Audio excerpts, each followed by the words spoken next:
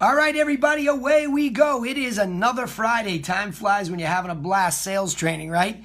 Friday, May 11th of 2018, and this is the TRC sales training call here, and I'm excited to do it right off camera because she doesn't like to be on camera on a regular basis, is the number one inside sales agent extraordinaire, Laura DeFazio /Works / three other names that she's had since we've been here. Laura Works. How about that for name, huh? You know, Madonna and Laura Works. Those are two of the top for me. All right, listen, let's get started here today. And one of the things that I want to focus on a little bit here as we have people rolling through the door is really just thinking about this whole concept of why do you do this?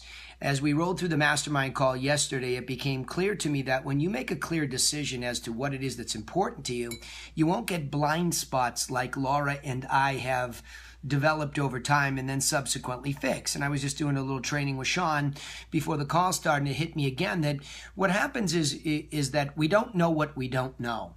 So that's always going to be a challenge because how do you know what to go looking for, right? I mean, that's really the bear in this whole thing. And so I think what's important for us to recognize first off is that it's okay to not know things. In fact, I would embrace that as the game worth playing, is that if you have an attitude to always be learning and never say things like, I'm all set, I got that dialed in, I already know how to do that. Those are all the things that over time I think killed me. Whether I thought them, whether I spoke them, whatever I said, it's actually a source of intellectual insecurity. And I think that's a big problem for most salespeople, is that we get going, something works to a certain extent. And the frightening thing is it can work at a very low level too sometimes. I think you can get caught up in doing, like, if the average agent, for example, in the country does 3 deals a year and is comfortable, that's staggering to me, right? You're in a gerbil wheel. No doubt. And it's frightening because the justifications that go around with it, or the law of corroboration, is that people say, well, that's just all I want to do. Right? Or that's, all I have time to do, right? All the things that people say. It's incredible how they paint themselves into a corner. We paint ourselves. And even as top producers, I think it's easy to say, oh, but I'm crushing it. Well, against what barometer, right? I mean, why wouldn't somebody want to do more? So, for example, when we look at our book of business, after you've been with me for 12 years, I've been doing this for nearly 20, you look at it and you could always easily say, but I've always been a top 20 producer in my MLS, plus all the time that I spend coaching and training, etc.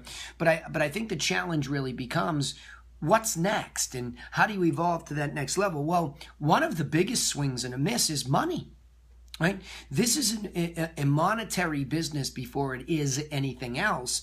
And I think we easily lose track of that because we say, well, all those people at luxury are snooty and they're not my type of people. What? That's not even our experience. You know, when we look at it, I mean, what I think is that what we found is that we moved up the ladder when it came to higher price ranges, even just average in the marketplace. I think our unique selling proposition of being professionally planned people, offering people a strategic approach, was more well received. I think people understood it. So I think it's important to be careful of these little mind gremlins that we get attached to and we fight. And one of the things we were laughing at the campfire yesterday when Lisa was, going and talking about an open house, and I said, I agree and I disagree. And she laughed because she knew that challenge was going to come from me, because I'm always doing that to myself, is that if we get really dialed in, well, I do this and this is it and this is the way it works. It's not even that we're thinking like that. But what we're doing is sounding like that, and subconsciously we're trying to hang on to something to feel smarter and feel like we're right. That desire to be right and in a groove is really important to most people. What do you think about that? How would you relate to that? Yeah, well, I think when people have some success in things, they're like, oh, well, it's working for me. I'm satisfied in this, not really looking above the situation, and that there's a higher level, or maybe even doing things slightly different would make your life or business easier. Right. I think for us, like, I don't really want to do more deals. I just want to do them at a higher price range. Yeah. Interesting, because you said yesterday or the other day on the on the mastermind, you said something the other day that really struck with me, is that I think most real estate agents, or small business people for that matter, because they're not taking a strategic approach to sales in this case, they feel what you said. constant anxiety. Yeah. Right? I mean, why did that come up for you yesterday? What were you thinking when you were listening? And then there was this reaction to anxiety. Why? Well, one is because I've recently identified that I suffer from anxiety. Mm-hmm. So I identify it more so now that I've taken care of the situation. So Yeah. I think I vividly remember the old days of Right. when I started this business. I mean, no sales experience. I was a baby at 23. Like, you intimidated the hell out of me. I mean, I was just... Everybody hear that? I intimidated somebody? No. So it was just really overwhelming, but Yeah. I just had this drive to keep fighting through it. And I think for anyone who runs their own business, there is some form of uneasiness Yeah. and anxiety, but making it consistent is what I found alleviates at least the anxiety on the business end. Okay, so here's the next question for you. By the way, I'm talking to Laura. She's a little bit off camera here, and we've been... There she is. Yeah, see, she's really here. So I hate to put her on the spot and turn the camera on her, because then she won't show up anymore, right?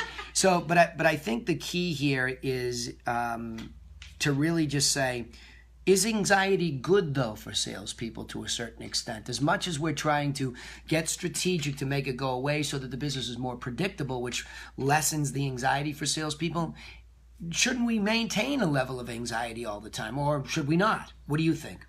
Well, I was just speaking to a professional who deals with people with anxiety. And she said that it's actually healthy, Yeah. that it's a flight or fight response Right. to survival. So Right. in essence, it's in all humans in some form or fashion. Right.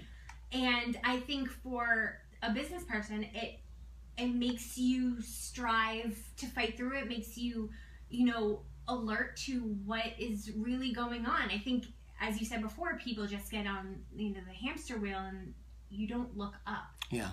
And around, and Yeah. what am I doing, and what's most worth my time? And Yeah, and so that helps in our sales funnel here, what we're doing. And again, marketing is always a tough thing to completely separate out from a sales call, but I think it's important that to tell everybody that yesterday when we sat down as part of our book of business to continuously make it more predictable, we actually took the time to go deeper on gift giving in a detached way. We had no dog in the hunt. It was actually for me. I spent the hour putting together 4 gift baskets for closings instead of just giving, a Visa gift certificate. Went online, thought through it, bought them and mailed them, and it was quite easy. By the way, gifttree.com, if you're looking for a source, was phenomenally easy to use.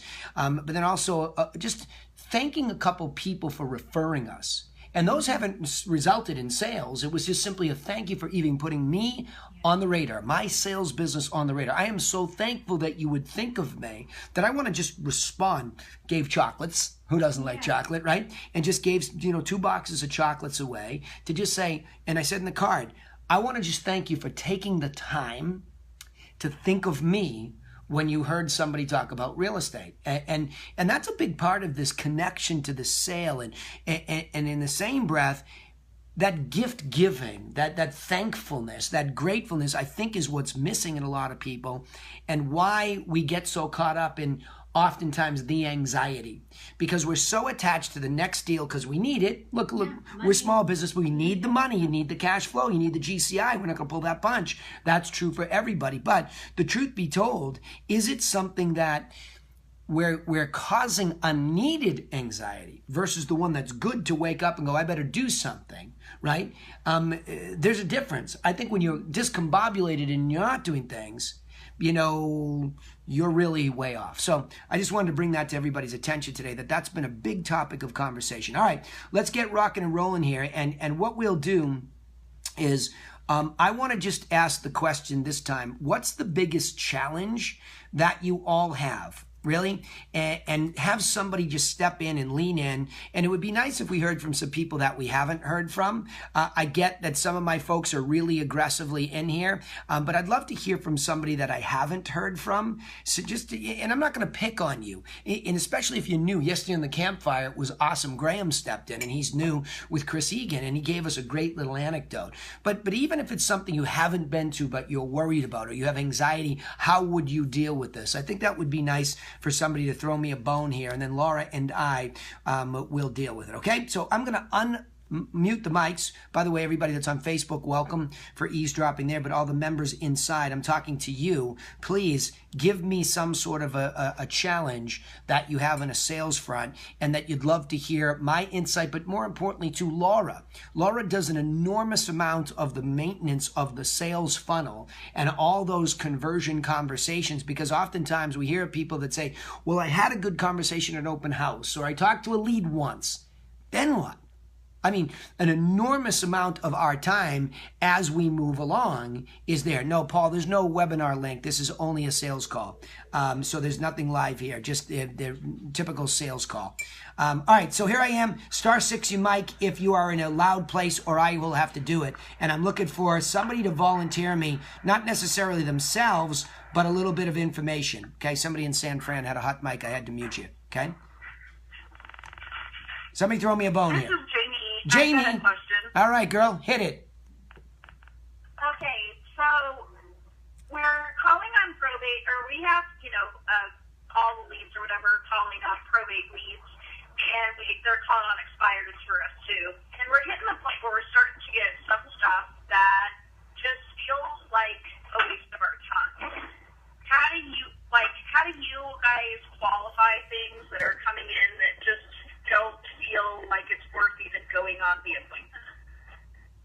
Interesting. I can give you examples if you'd like. Yeah, oh, for sure. I need 2 beats here so that Laura and I can chew on this with you a little bit. Number 1 is the genesis of the lead or the contact source. I always like to know where from probates, right? Yeah. So all the leads and probates. But do we have any more specifics about? Okay, is it somebody that responds to a phone call? Is that where we're going? Or is it a letter sequence? Where are we at with how do we provoke the conversation? Sure. So, we have all the leads have the outbound calling service that we're using called the Right Agency. And the Right Agency we get a recording of the phone calls. And sometimes it seems like they're twisting the arms of people to get them to meet with us. So, for example, we got a lead this week for someone who is a real estate agent. They have a horse and a chicken and all these other animals. They just took the home off of the market because they didn't find a buyer, and they're moving out of state. And they want us to come out and see if we can help them find a buyer. It seems like a poor lead that is not something that, amongst everything else that we have going on, that we should be dropping everything we're doing to get out there and make that happen. Sure. And I think Will and I talked about this a little bit. The real question here is, what are these people saying on the phone? It's everything, as we've discussed in this group many, many times. So when we outsource this, God bless the folks over at All the Leads. They are some super nice people, and we're fans of them. But the challenge is this. Everybody has different philosophies about what to say and how to say it on the phone. And again, like I've had people say, well, you're against cold calling, or you're against, no, I'm not, I'm pro-business. Like if there's a phone call and there's a scripted way or a strategy that can get somebody to say, yes, I'm all for it, but not at all costs. See, I think if the main target is always to just get the appointment, you're right. Strong arming becomes a default. You can't help yourself. If a call agencies, like what's the name of the agency they're using these days? Agentology, did you say? The Right Agency. Okay, so these are all people that are trying to solve a perennial problem, an annual problem, a daily problem this industry faces, and that's conversion. We're obsessed with conversion. And so what we studied and learned, Jamie, was that once that lead is acquired, if the first point of contact is only going to be a phone call, now you are completely subjected to what that agency believes is the correct thing to say. So their goal also is, if they don't get Will an appointment, by definition, they're a default, right? It's over, because that's the business premises, right? So you're darn right they're going to whip on those agents to say, at all costs, get the appointment. Because then what happens is they can pass along the responsibility for conversion from there to you. Right? Because they can say, well, we checked the box. We're off the hook. We got you what we promised. an appointment. It's the same thing with lead gen platforms whose premise is to get you a certain number of leads, period. That's the deal. If I give you my money, I want X number of leads in response. So now we're saying, and we're fretting, this lead stinks. Okay, well, how do you know? Well, we picked up the phone and called them, and they're just looking for distress sales in the middle of the night. Okay, well, then you should be talking that lead platform. Now you come over to these people making these inside sales calls saying these appointments suck. Why? There's a chicken, there's a dog, there's shit all over the house, there's whatever there is. It's a low-quality lead that got converted into a low-quality appointment. So it's all about that genesis and that birth through the conversion process. You want to weigh in on this here? Your thoughts? Yeah, I mean, I agree with what you said. It's like their goal is to book an appointment. For them, it doesn't really matter. I would suggest maybe going back to them and giving them some structure of what a quality appointment is versus one that's not worth your time. Right. Because if their aim goal is to just book appointments, yeah, there's going to be some dogs in there. Yeah, mostly dogs, I would think. I would think the appointments end up being mostly dogs because you're right, Jamie. You know, look, we have to be judicious. As much as there's good, there's good opportunity, and, you could talk to Lee and Robin. I mean, they seem to be the ones that have done the best when it comes to doing a good job with probates. They seem to have good luck. So what I'd be more interested in is the difference. So when we hear something going well for somebody and not so well for somebody else, what is the difference in what's being said and how it's being handled? Because the other part of this is that if this is just pure phone call conversion, you're only going to be as good as what they're saying. So that is where we do get into scripted or strategic phone call and telemarketing. Are they articulating Will's unique selling proposition properly in the context of probates? I mean, they can't control who's on the other end of the line. That's just what it is. If we get a county and we want all the names of the probates, there's a filtering system. But I think you'd have to tell them, look, if it's anything that sounds like this or is in this area, ignore it. Right? Don't follow up. Don't kill yourself. We want this. So when you hear this, zero in. Show us the trash you didn't call because we told you. And then let us hear the stuff that you really did call that's there. So there's a lot of moving parts here. But I know, for example, Lee, they're going to drop, a voicemail. Hey, guys. Hello. Somebody in Kentucky. Hang on. Sorry, guys. In Kentucky, Mike's live. I have all live mics here because I like to leave my live. So, if you're multitasking. Did I mute Jamie by accident? Yeah. Okay. Okay. Okay. There you go. Sorry, Clara. I had to mute you. So the deal is, Jamie, I think you really have to zero in on the fact that they're probably just your only solution, I'm guessing, unless you and Will are sending out some content to the probate that supports it, which is a catch-22 there too, because do you want to just send all your materials to the probate who's there or not there? Now, let me just ask you, as much as it sounds like a tough situation, is there a possibility to list the home? Is the home or property in the right location? And is it at the right price range? How about those things? In this specific scenario, it wasn't. I mean, it was in the right area, but the wrong price range for us. So. Okay. Yeah. So I think the biggest adjustment here, and again, this would be something that with Will having a team in place already, I think this is a good opportunity for overflow for an agent to go out and take it. Right? Because as a business, there's no need to have spent that money on lead capture and conversion to find an appointment that's not worth Will's time, because his time is so extremely valuable on a per hour basis. But I think it is worth somebody's time on the agent side of the business who's willing to go out and pursue it. That makes sense? Yeah, that makes a lot of sense. Yeah, because otherwise... One other question. Yeah, sure, go ahead. For you, and maybe more so for Laura. Sure. And that is, at what point are you guys considering a lead to be dead? Or because we're at the point now where we've been sending some stuff out for a little while, and we've called people.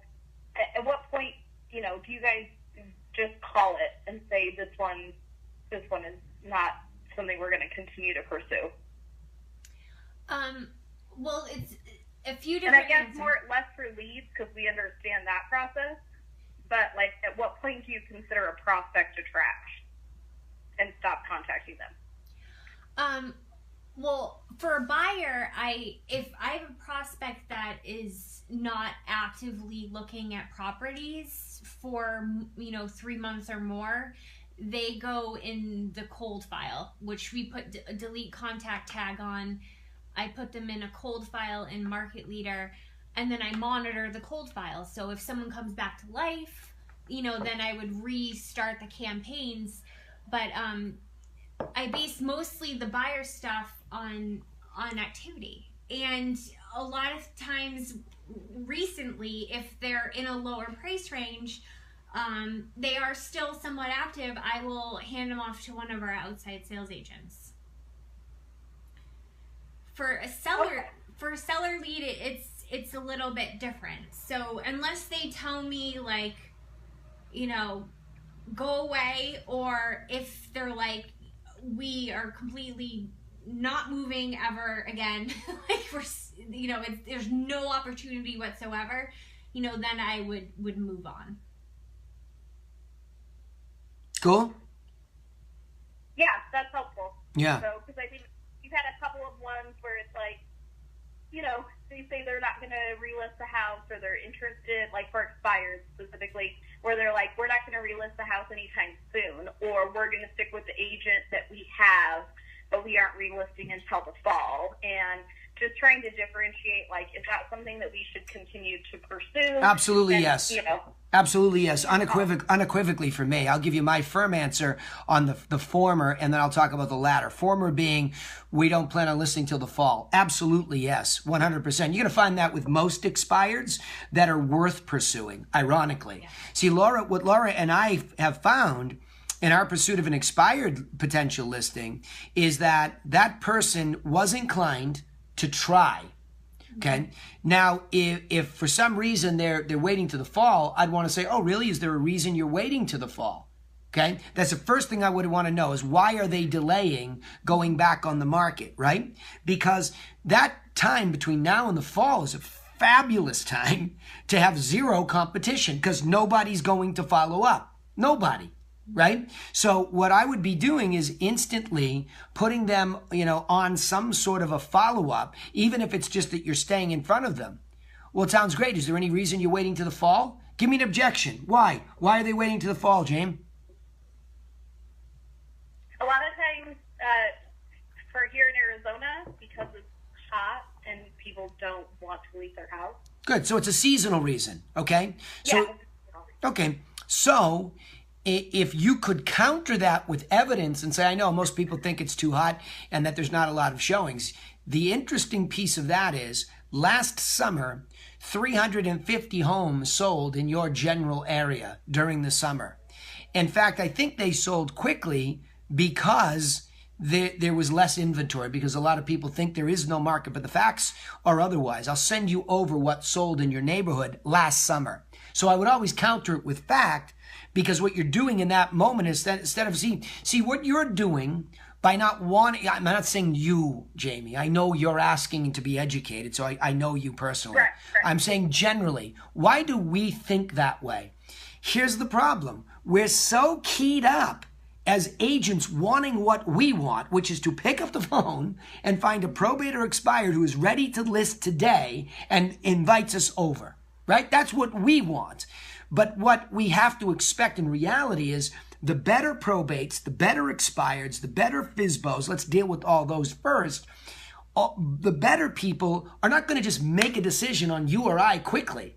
And that's a good thing, because that means they're thinking strategically. They're thinking, no, I don't just trust somebody. You don't pick the phone up and introduce yourself to me. I say, sure, come on over. Bring your gun, too, while you're at it. You know what I mean? It's like, it's insanity the way the subconscious is programmed to think me. Well, that's what I mean. Expectations are this programming in the subconscious. So we have to get after that subconscious level by being consciously saying, hey, the reality is my avatar or my ideal person on the other end of the phone, buyer or seller, is somebody who appreciates a professional, strategic approach. So that when I begin to talk that way, they peak, right? And they say, "Oh, wait a minute." And this happened to me, Jamie, just the other day. I got a sign call a week ago, going into the weekend, and we have a great setup there. So the company captures the contact information, says he called on this site. I called right back as soon as I saw it, and he was still standing in front of my listing, which is empty. So I said, "Look, why don't you just go walk around it, take a look. Here's this." And I started to talk to him, and I said, because he started to tell me his situation. I said, "Well, the good news for you is you're moving up into a category where there's not a lot of competition, because people don't want big houses. They're downsizing. And it sounds like the one you want to sell is ideal because it's in that more entry-level location."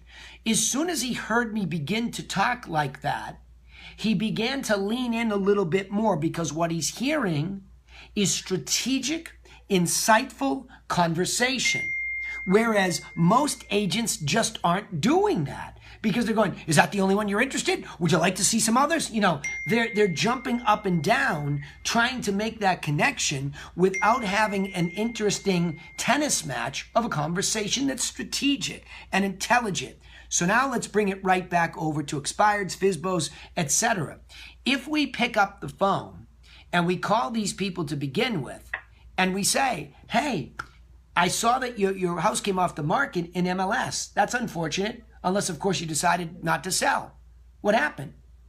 "No, I just decided not to sell. Summer's coming here. Nobody looks, at homes in Arizona in the summer." "Well, that's interesting. I know. I used to think the same thing until I saw the facts. Actually, last summer, there were more sales in the summer and faster, I think, as a professional, because there was less inventory. And I know that from working with buyers that we work with." You see what I'm saying, Jamie? So now I begin to say something and give them information. Have to be careful when it's contrary to what they believe, so you're not calling them dumb in a subtle way. You're just saying, "Gee, in my experience," it's one of the greatest lines I ever learned. "In my experience, I find something different. And here's what I find." And then now they say, "Really? That's interesting." "Yeah, it's a fact. You still might want to wait to the fall." See, there's that disconnect. There's that, "I don't need you to believe me. I'll just give you the fact and say, but you still might want to wait to the fall." Okay? And if you do wait to the fall, even better. I have a strategic plan that I'll pop in the mail to you, and you can read through it. It'll get you better prepared so that when the time is right, you're there. Now, I'm really giving something that they need to figure out.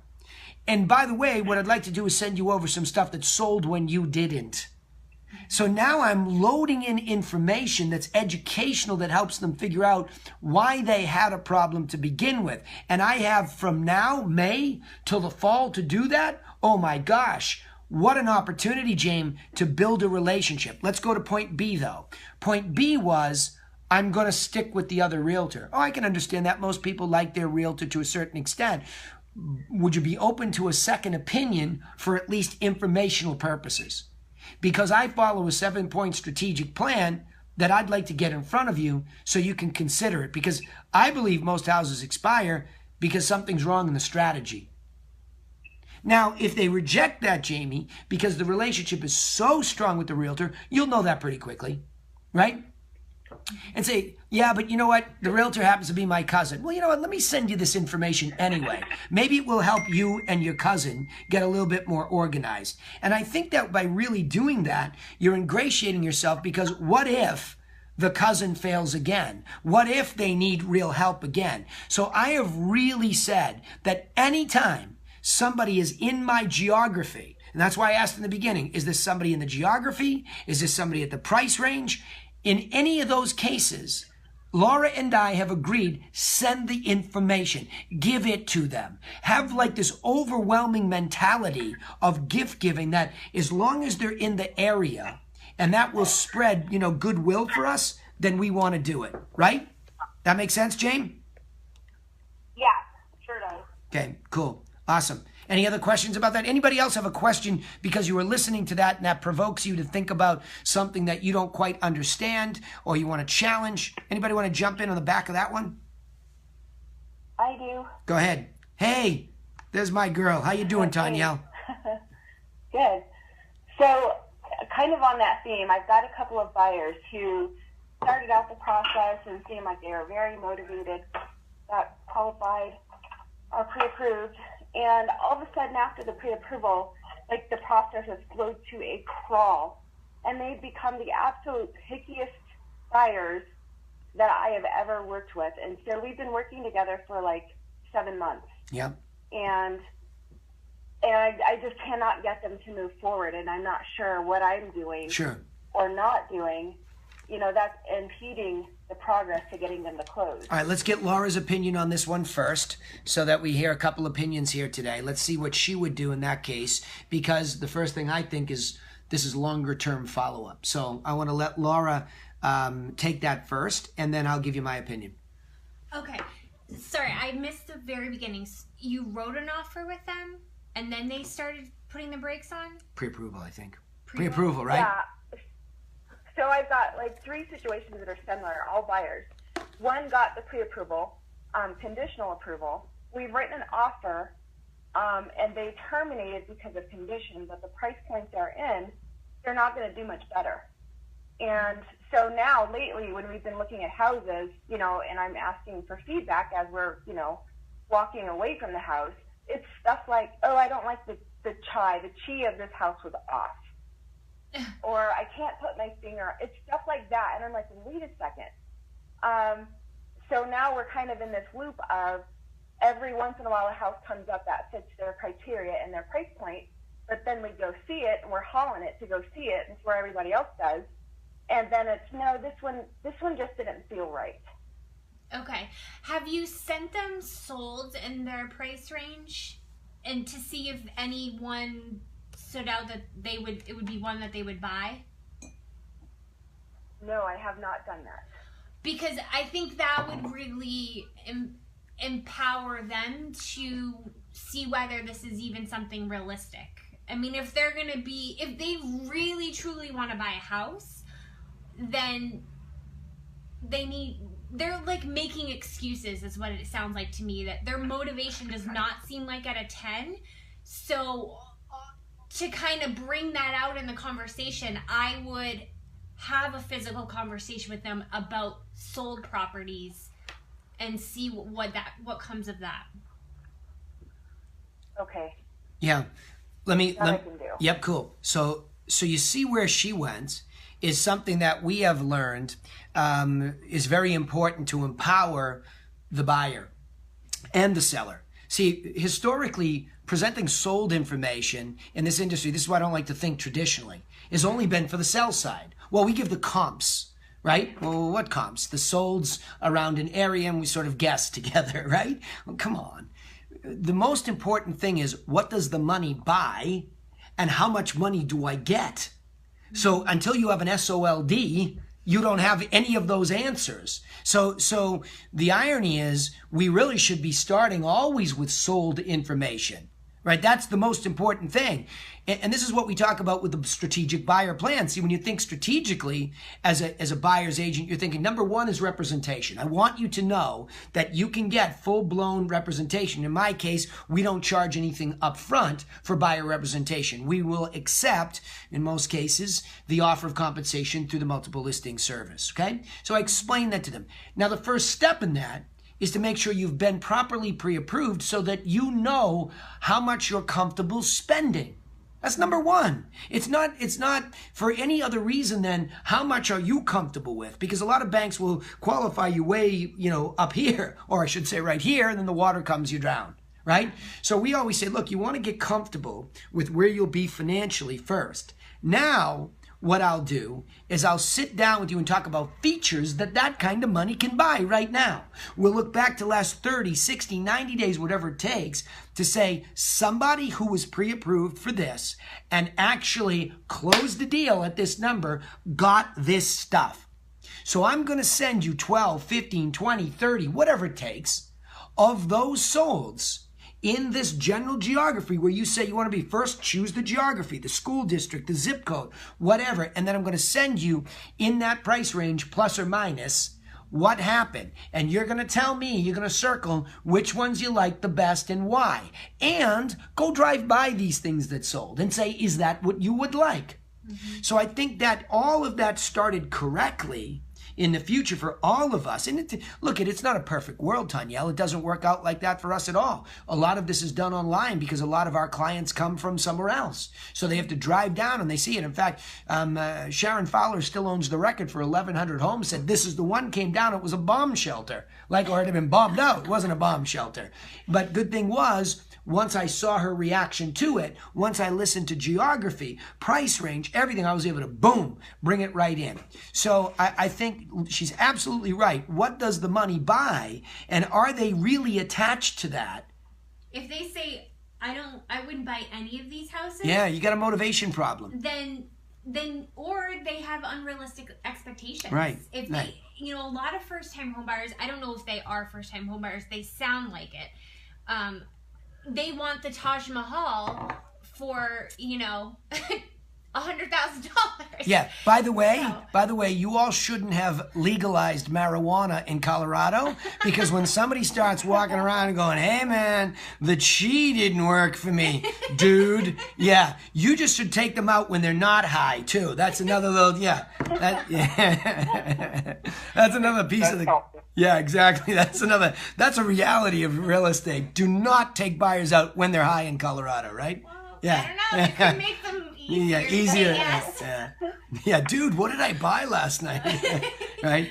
So yeah, no, but the real advice there is I really think that she's absolutely right. And if you go back to the strategic approach with the 6 steps, it's very clear to say, hey, listen, we need to really pre-qualify what you want to spend and what it buys and see what that does for you. But she referenced the word motivation. You got to ask that question on a scale of 1 to 10. How motivated are you to buy? And I would always be asking that. I mean, until somebody's, into the closing process with you, that ebbs and it flows. And you don't know why, because you're not a mind reader, Tanyelle. And sometimes the wife is at a 10, but the husband's at a 6. We got one of those going on right now. Yeah. So that can pose the chi kind of comments. Yeah.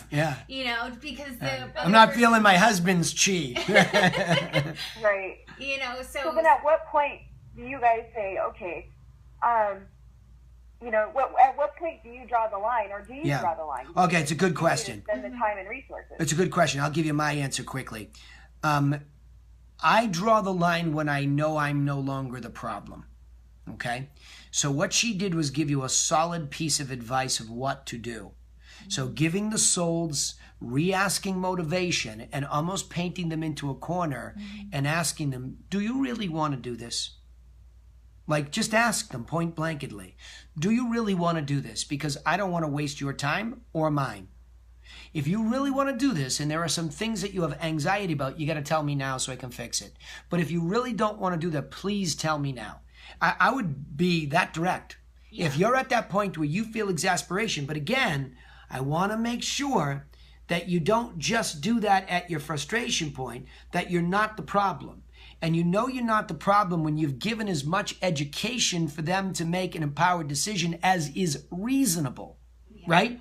If you've given enough reasonable information, solds, pre-qualifications, right? All that kind of stuff. If you've given that to them, buyer process, and I know you're good at this, the strategic education. If you feel like you're probably 90% there the way where you're not the problem, put it on them. Do you really want to do this? Because I don't want to waste all of our time. I think that's the fastest path to get there. Ask the question. Because see, we're always afraid to ask that, because what if they'll buy? It's that Lazarus effect in sales. What if Lazarus comes back from the dead, right? We're always waiting for that moment.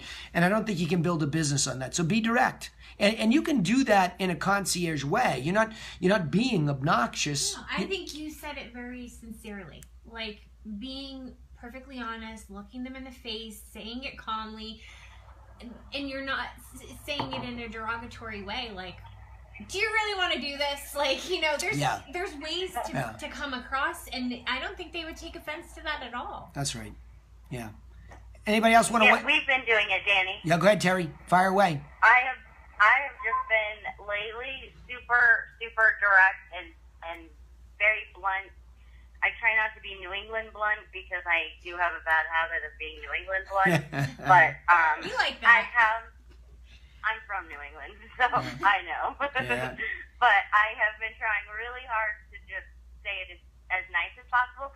And lately, the feedback from that has been, you know what I love about you and Karen? You guys are so direct and you're so honest. Yeah. And that has drawn them to give us maybe the real story or more of the real story that they were holding back on, so that we can figure out, it's been I can't help you if you don't give me all the information. And that's desperately what I want to do, is help you. Terry, you know what's interesting? I think that this comes back to this theme that's been running through the past several calls, yesterday's calls, today's calls. And that is that if they know you care, right? And you have to demonstrate that from the very, very, very first email, text, even in your marketing. You have to demonstrate this level of caring to these people if you expect them to trust you with information that you need to know, right? And I think that the more often and early we can establish that, and just even subconsciously, that, like you just said, I can be extremely direct. I mean, we have a client right now, and I won't get into his medical situation, but I really thought at some point in time he was not motivated to sell this. So I put it on him. I said, whoa, what are we doing here? You really want to sell this? Because now you're talking about the summer, and I can't be in this situation if that's how you feel. Oh, no, right? So sometimes you have to put it right back on somebody to make sure they're there, because they are silently begging to be led. And slowly but surely, you can't force them to come down on their price, move up on their offer. You can't do that until you know their motivation. And then you can say, look, what are we doing here? Like, you're dinging it around. We have an agent, Courtney, working with us today, bought her first house. I went out to see it for her, and I said, oh, don't ding this around. Come up 20 grand, give them what they want, call it a day. Boom, she got the offer right when another one came in to compete. So once you know that that person's there and the situation is reasonable, you can move them along, but they're not going to take that advice unless they really know you care, right? Yeah. So there you go. All right, next situation. Somebody throw me something, anybody. Give me the next one. Hey, Danny, I wanted to interject really quickly on the last comment that you guys were talking about. Sure, Lisa, fire. So I agree with everything you guys have said. Like, you really need to find out how motivated they are if they're serious about it. But in specific, the couple that said that the chi wasn't right, you might actually want to go in and address that concern. For sure. Technically, I mean, scientific speaking, we are 99.999% energy. And some people are way more energy sensitive than others. Yep. So by addressing their fear, if it is a house that has all of the bones, everything that they are looking for in a house, and they say the chi is off, I would suggest sitting them down saying, look, let's sit down, close your eyes for a second, let's pretend as if this other person's energy is no longer in the house, their stuff, their decorations are no longer here. Try to picture your things here and see if they can somehow shift that. Great advice. No argument. Yep. I mean, there's no argument. I wouldn't I wouldn't give up on them completely. If it is like an energetic thing that they're feeling, roll with it and see how you can switch that and explain to them. Because I've walked into houses before too, and I was totally creeped out by whoever lived there before. Yeah, me too. But, you have to realize once they move out, their energy is no longer going to be there. So just address it. Or you bring some sage. Yeah, we're getting into witch. I know all about this stuff. Next thing you know, we'll all be floating and meditating. I like it. No, but in all seriousness, she's right. She's 100% right. What I liked is that let's pick any reason, Tanyel, why they would object. They want you to hear that. Yeah. Say, and you know what? Even furthermore, I would have them before, because I know how in tune you are, Lisa, to that. I know that you believe that. Laura goes for regular energy work with her aunt. I was totally kidding, by the way, about the rest of the stuff. But I really believe that what you said is right. But what I would say is, let's replace the chi isn't right with any X isn't right. Any X isn't right. Yeah. Okay? It's even like she went even further because that's her lane. Lisa, you know the energy lane. You're well versed in it. You get it. You'd relate to that. If that's like another Doberman hearing another Doberman's bark, like you're purebreds when it comes to that issue. However, having said that, as real estate agents extraordinaire or endeavoring to be so, we need to be ready to do that for any objection. Anything, including when it is not our lane. Say, oh, that's interesting. Tell me a little bit more about chi and what it means to you. Tell me how you feel that. I'm curious. Tell me how did you feel that? That's really cool. Yeah. What did you notice? Because if there's something that I can help and now I can be cognizant of that in the next house, I'll know. I'll walk in and go, oh, hell no, that's not going to work for your chi, right? Your energy's going to be off in this one too, because this, you know, and this was true when I was selling my one of my first houses. The cemetery's right next door. Anybody Asian that came to show the house immediately looked at the cemetery and said no. Period. So those are real things for people. So we can't ignore them. So when you're out of your lane and you don't get it, that's ridiculous. That's ridiculous. I used to even think that about dogs. That's ridiculous. You have to move and you have a dog? Give the dog away. Then I fell in love with Louie. I'll live in the freaking woods with my dog before, like, I can't live in a house, right? You'd be happy. Live in the woods tomorrow, right? Yeah. So you have to lean in with people and hear that. Why not? Interesting. Great. Let me help us move more towards those homes that might have chi. Does it have to do with the neighborhood? Does it have to do with the setting, the room layout? What does it mean to you? Because now it means something to me. Love it. Lisa, way to weigh in there. That's very, very valuable. Laura actually... Hey, Danny, go ahead. It's Sean. Sean, go ahead, buddy. Weigh in. I may want to... Hi, Sean from Mont Blanc. Yeah, bud. May want to offer an option which seems to be in line with the theme that you're going into giving something. Yes. For a while in Tremblant, in my area, a lot of my properties were starting to get tired. These are vacation properties. And clients weren't upgrading them or bringing them up to the goût du jour, if you wish. Yep.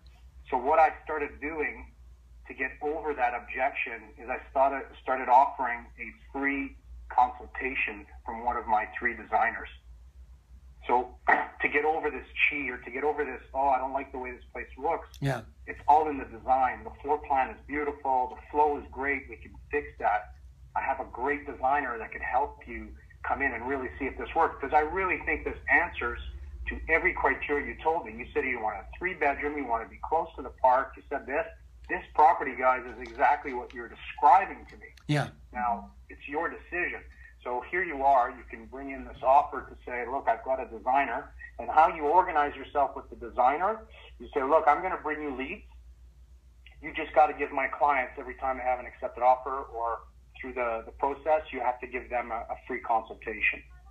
Yeah. So that's how the designer gets a lead, and that's how I get some help in moving past that process. Yeah. By the way, as I first complimented my new friend Sean, isn't that just delicious when he rolls that French? Right? I love it. When he rolls that French, man, shit, I'd buy a house that's too expensive for me, right? You start talking like that, awesome, let's go. Like, where are we? I need a scarf, though. If I buy a house from you, I need a scarf or something, right? Has to go with it as a closing gift. I love it, brother. Yeah, no, but he's totally right, because again, number one, he's already professional in his approach, and he lives in this very unique place in Quebec, in a ski resort. So he's used to dealing with that. But I love that grab it by the reins, because here's what he did well.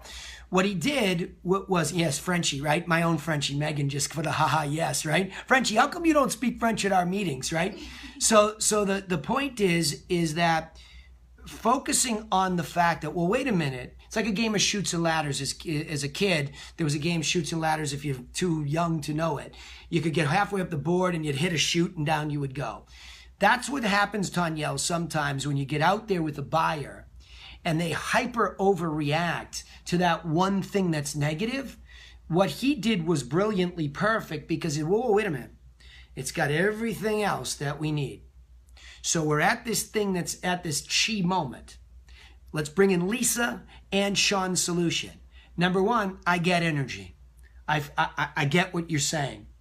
And the energy in this house is coming from the people that live here. And now Sean comes in, and their design and their layout and their colors, all those things that affect energy, feng shui with furniture, etc. What the landscaping looks like, the curtains, all that stuff most definitely affects that energy. But what he didn't let them do was hit the chute and go all the way back to 0, and out the door we go. So, well, wait a minute, before we leave, let's just take an inventory here.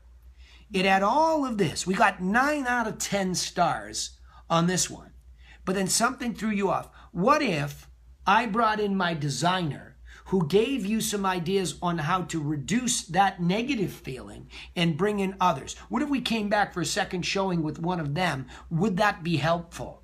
Right? Because what, in my experience, is that key line. In my experience, I found that when people didn't feel the energy, I've had that before, just like you're doing. So I brought in our designer. Our designer showed them what it could be to make it theirs. But the bones, it's got 9 out of 10 stars for you. So brilliant. Bravo, both of you. That's how we pull it all together. Tanya, we went super deep on that one, which I think is really important because ultimately chunking it up, the number one thing that we're doing is problem solving. You're never going to get them to the perfect center of the bullseye. There's never really that situation. I always tell people, look, I'm going to get you about 90% of the way there. The last 10% is a blind leap of faith that, you'll like the house. But 9 out of 10 stars, I went to school for a long time. That's an A-. That's pretty good, right? Yeah. Go ahead. For sure. You want to say something? Well, I was just thinking of our client Terry Ann and her husband. They're in the same boat. Right. Like, dismissing houses for silly reasons until I got into a really deep conversation with her about, their expectations versus, their budget and her husband has severe allergies. So literally any house that has a dog in it, they won't even see. But then, educating her on, well, carpets can replace, ductwork can be cleaned out, all these allergens can be taken out of the house. So it's like, yeah. Don't cut yourself short on things that could be a potential. No doubt. Hey, Sonia, did you want to weigh in here? Sonia Coffee, you want to jump in? No? We just have an open line for you, that's all? Nope. No, I'm listening. Thank you. I'm good. Yeah, welcome. Cool. All right. I've got a little bit more time here. Somebody want to give me another scenario? Biggest challenge or something you're worried about happening to you. Either way, it's in reality or it's in your head that it's going to happen to you. I'll deal with that. Give me one more. Somebody throw me one. One of my mastermind members, step up. Somebody throw me a bone, or anybody for that matter. I have one. Oh, good. Oh, yeah, go. You roll. Forget it. You're all cut off. Laura's up. Well, something I've been meaning to talk to you about. So with expired calls, I call them. I leave the message saying your gift's on the way. Yeah. Okay, great. They've gotten the gifts, or they should have. I leave a message making sure, okay, I want to make sure you got it. See if you have any questions. So that's left. Then what? It's like, what do you say after that? Yeah. And it's like, when certain time passes, I'll send them kind of another package with more market information. But I'm like running out of ways to add value. Yeah, cool. All right, this is a really good question because this is the we want to give you what you need moment in time because we know you have context, expireds, FSBOs, probate, whatever. We know, or just any kind of seller who goes dark on us. Because what we want, we want strategic professionals. We want this all to march in a clear line. So that's our hope. Never works like that, right? When I say it never works like that, as long as you have a system like ours, you're able to bubble them up into appropriate frequencies of delivery. But always go global first, right? So imagine that we sit down in any village, Back Bay, Osterville, doesn't matter. We sit down in one of these places. We want to talk to the general marketplace with something that's valuable first, because you said, how do you add valuable? So the most important thing that you can add value on is to answer the question, how's the market? Number one, right? Number one. So whether you have context or not, every homeowner per se in that village has context. I own a property that is a financial asset. I don't care what all these other gurus tell you a house is not an asset. It is an asset. If you don't have income producing because you don't rent it, that's one piece, but it's an asset, okay? And hopefully you protect it and it evolves, right? So advice you can give to protect asset value is what do you do to maintain your property? We see that buyers are discounting when they make an offer based on deferred maintenance. These are some of the things that you could consider. That's one way to add value. But a more global way is to say, we know that we're delivering this to you, a homeowner. And we think that the number one thing that affects your value is the direction of the marketplace, up or down. So here are those statistics that have it. So let's just say you send out a strategic approach. You send some solds. They have that context, right? But now what? Well, they also get our market newsletters. So you call in support of that content. Okay. That's all. With your insight. It's the same thing that we're doing online in general. It doesn't change because there's expired context, because there's FSBO probate. Hey, it's Laura calling because I want to let you know in this month's market update, in this quarter's market update, we saw this trend that you might want to be aware of.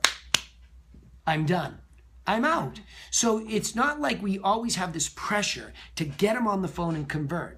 We have more so this constant idea that I am going to give you insight until you do one of two things. You invite me over to have a formal conversation about our strategic plan, or you tell me go away.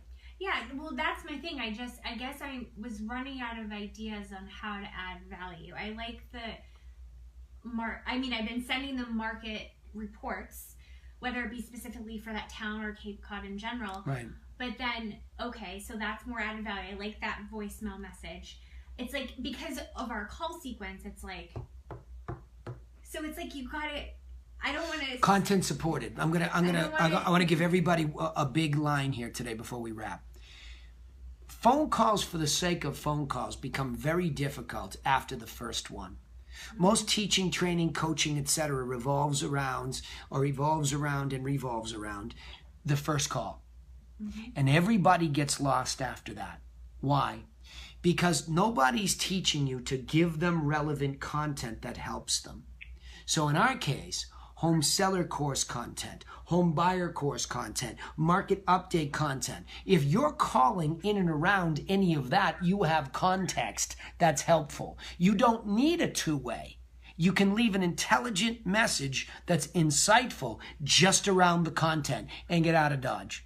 You don't need to go any further than that. You follow? I got it. Yeah, because it's like we're always under this pressure. What do I say? You just say, I sent you this. Here's the insight that it's going to give you. Feel free to reach back out with any questions. Boom, you're done. Because an intelligent professional touch is just that. It doesn't need to be so much more than that. It will only become so much more than that when they decide they will engage you around that content.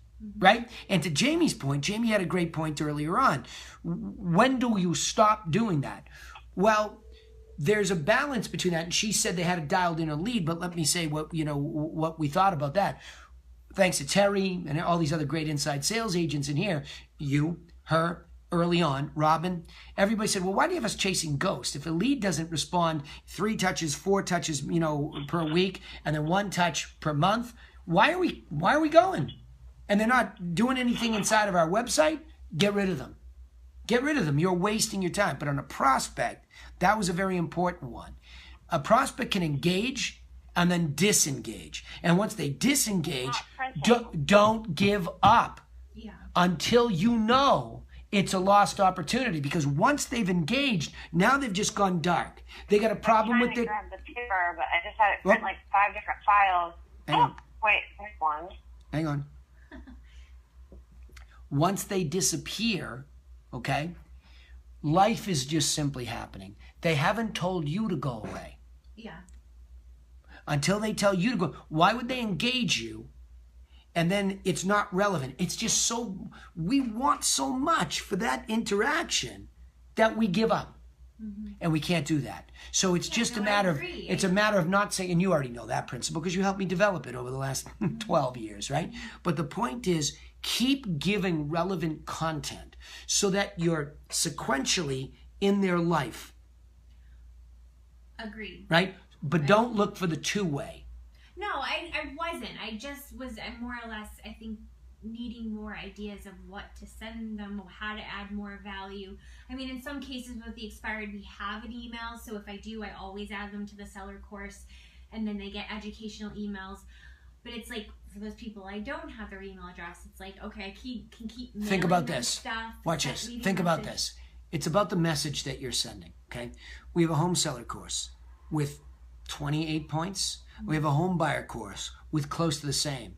And you have variable content every single month as far as a market update is concerned. Yeah. That is a ton of content. And all you have to do is take a piece of it. So when we do our monthly market update, you take a piece and you say, here's what happened, here's what I think, gone. one piece of the home seller content. Here's this tip. Here's what it means. Gone. We're overthinking these little tidbits of content. We're overthinking it. We think it has to be so sophisticated. Hey, Danny, it's Laura calling. Just want to let you know this week's tip, that we're passing around to people because we're seeing it with buyers is you've got to make sure your house is spotlessly clean. We've got this fabulous cleaner. Her name is Ivani. If you want her number, let us know. You know what I mean? Whatever. I'm making it up. I'm picking it out. But if you have those 3 pieces of content in front of you, you choose. Yeah. You choose. It's like a it's a buffet. Idea. Yeah, it's a buffet table. That gives me a resource. So thank you. Cool. All right, everybody. Good work here today. Any final thoughts, calls, anything? All right. Hearing none, go out and sell something. Thanks for being here, everybody, and all you people online that joined us. We appreciate you too. Hopefully it's helpful to everybody. And if it is, and you can see it online, share it. Okay? Anybody who's in a sales context or small business, share this content with them. They'll probably pick something up there too. So, and anything we can do to help, anybody want to post a comment online, do so. And all my members inside, see you next week. Go have some fun this weekend with all these great ideas that we just got from the group. See you then. Thanks.